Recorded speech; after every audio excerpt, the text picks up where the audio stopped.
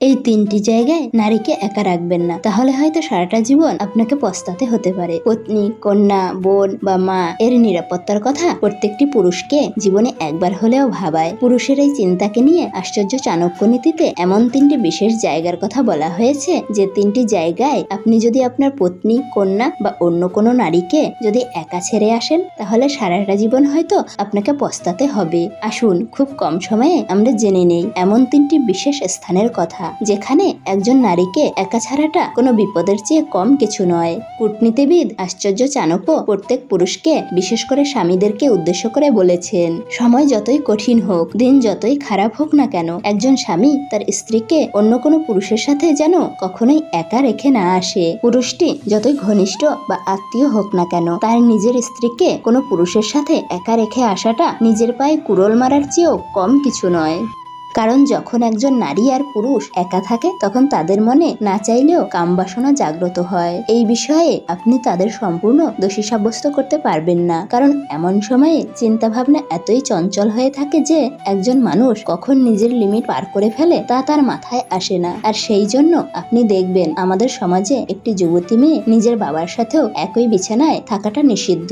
মনোবিজ্ঞানের মতে একটি নারী আর পুরুষের মাঝে যে আকর্ষণ কাজ করে, সেটার বরাবরই পৃথিবীর আর কিছুই করতে পারে না। দ্বিতীয় কথা হচ্ছে, স্ত্রী যদি নির্দোষ হয় কিন্তু প্রতিবেশী বা আপনার শত্রুরা তাকে দোষারোপ করতে থাকে, তাহলে স্বামীর উচিত হলো স্ত্রীকে তার পূর্ণ সমর্থন দেওয়া, তাকে অন্যের সাথে ঝগড়া করার জন্য একা না রাখা, এক কথায় তাকে মেন্টালি ডিপ্রেস হতে না দেওয়া। কারণ একজন নারী তার নিজের ঘর ছেড়ে এই বিশ্বাসটাকে আগলে ধরে, এমন একটি হাত ধরে যে তার স্বামী তাকে সাপোর্ট করবে, তার নেতৃত্বে একটা ভালো ভবিষ্যৎ সে পাবে।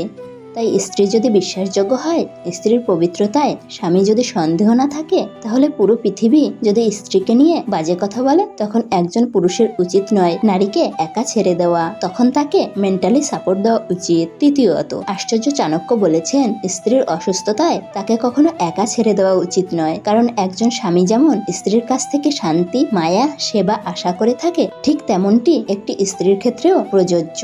হ্যাঁ, তাই এই জন্যেই একজন পুরুষের উচিত হলো স্ত্রীর অসুস্থতায় তাকে একটু সেবা করা।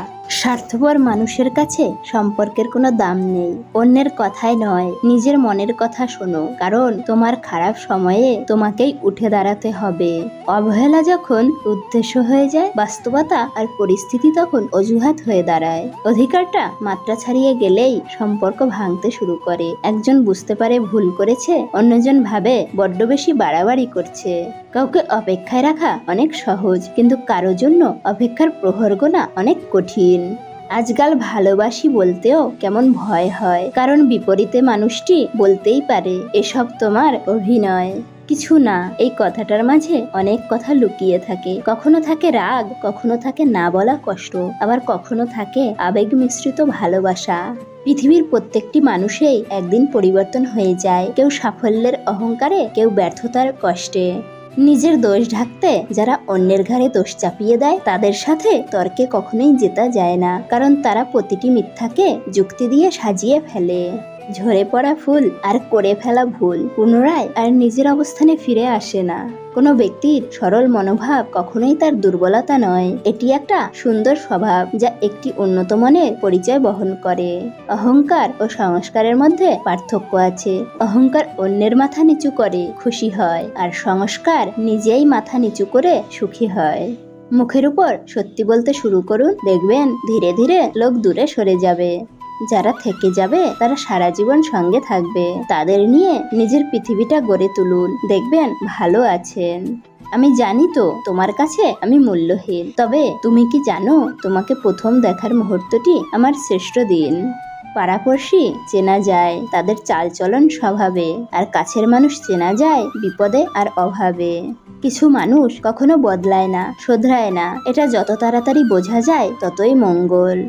শব্দ দিয়ে প্রতিবাদ করো, কণ্ঠ উঁচু করে নয়। মনে রাখবে, বৃষ্টি ফুল ফোটায়, বজ্রপাত নয়। কাক দ্বিতীয়বার জোড়া বাঁধে না, কেন জানেন? কারণ কাক একমাত্র প্রাণী যে কিনা সঙ্গী হারানোর শোক কখনো কাটিয়ে উঠতে পারে না, এবং সেই সাথে কাক এটাও জানে, দ্বিতীয়বার যে আসে সে ভালোবাসে না, ভালোবেসে আসে না, বিপদে পড়ে আসে। তখন সবকিছু থাকলেও ভালোবাসা থাকে না। সমালোচনার শহরে বাস করি, দুর্নাম তো একটু থাকবেই। ভালোবেসে যার কাছে নিজস্বতা করবে বিলীন, সেই একদিন আখ্যা দেবে তোমায় চরিত্রহীন। সম্পর্কে টান থাকতে হয়, তাহলে টেনে নিয়ে যেতে হয় না।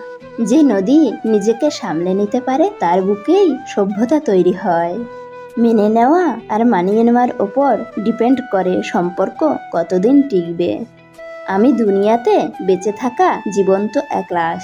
কতটা খারাপ লাগে তাই না, যখন আপনাকে কেউ মিথ্যা বলে কিন্তু আপনি সত্যিটা জানেন। কেউ বেশি দিন কারো প্রিয় হয়ে থাকতে পারে না। চিন্তা মানুষকে ভেতর থেকে শেষ করে দেয়। সবশেষে তুমি আমার হৃদয়ে থাকবে আর অন্যজনের ভাগ্যে। তোমাকে ভুলতে পারলেও তোমার স্মৃতিগুলো কখনোই ভুলতে পারবো না। পতনের জন্য অভিশাপ লাগে না, মানুষের দীর্ঘশ্বাস যথেষ্ট। এত তাড়া কিসের? সব ভালো একটু দেরি করেই আসে। খারাপটা একটু ধৈর্য ধরে কাটিয়ে নাও। নিজের অবস্থান থেকে খুশি থাকুন। হয়তো আপনি যতটুকু পেয়েছেন অন্য কারো কাছে সেটা স্বপ্ন।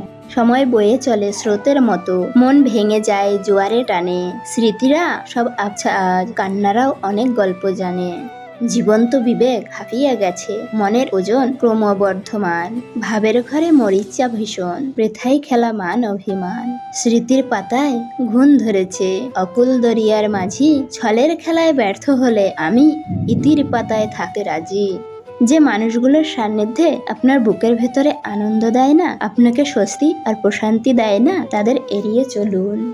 মনের মানুষের কাছে বেশি আবেগ প্রকাশ করতে যেও না, কেননা সে তোমার এই দুর্বলতার সুযোগ নিয়ে তোমাকেই কষ্ট দিতে পারে। কোথায় খুঁজবো তাকে? সে তো হারায়নি, বদলে গেছে। স্বপ্নের জগৎ তাদের কাছে সুন্দর যারা এখনো বাস্তবের সাথে ধাক্কা খায়নি। আমি প্রয়োজনে সীমাবদ্ধ, কারো আপনজন হয়ে ওঠার সামর্থ্য আমার নেই। লোভ মানুষকে অনেক নিচে নামিয়ে দেয়, আর অভাব মানুষকে অনেক কিছু শিখিয়ে দেয়। ভাগ্যের উপর কারোর হাত নেই, সবকিছু পরিবর্তন করার মালিক একমাত্র সময়।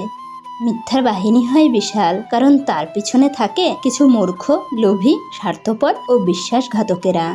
সুন্দর ব্যবহার আপনার সঞ্চয়, যা কখনো কখনো অর্থের চেয়েও বেশি উপকারে আসে। যারা প্রয়োজনে প্রিয়জন বানায় তারা বিষের চেয়েও বিষাক্ত। পরিবর্তন প্রতিশোধের চেয়েও ভয়ঙ্কর। পৃথিবীর সবচেয়ে জটিল অঙ্কের নাম জীবন। যে সূত্রই প্রয়োগ হোক না কেন, ফলাফল কিন্তু মৃত্যুই আসবে। চাহিদাকে সীমিত করুন। জানেন তো, কাফনের কাপড়ের কোনো পকেট থাকে না।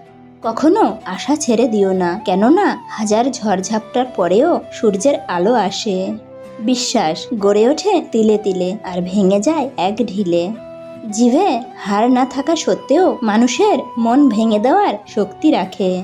সময় সবচেয়ে দারুণ শিক্ষক, আবার সময়ই সবচেয়ে কঠিন বিচারক। ভিডিওটি পুরো দেখার জন্য অনেক ধন্যবাদ। ভিডিওটি কেমন লাগলো অবশ্যই কমেন্ট করে জানান। এরকমই আরও ভিডিও পেতে চ্যানেলটিকে সাবস্ক্রাইব করে পাশে থাকবেন। তো দেখা হচ্ছে পরবর্তী ভিডিওতে। ততক্ষণের জন্য নিজেও ভালো থাকবেন এবং অপরকেও ভালো রাখবেন। ধন্যবাদ।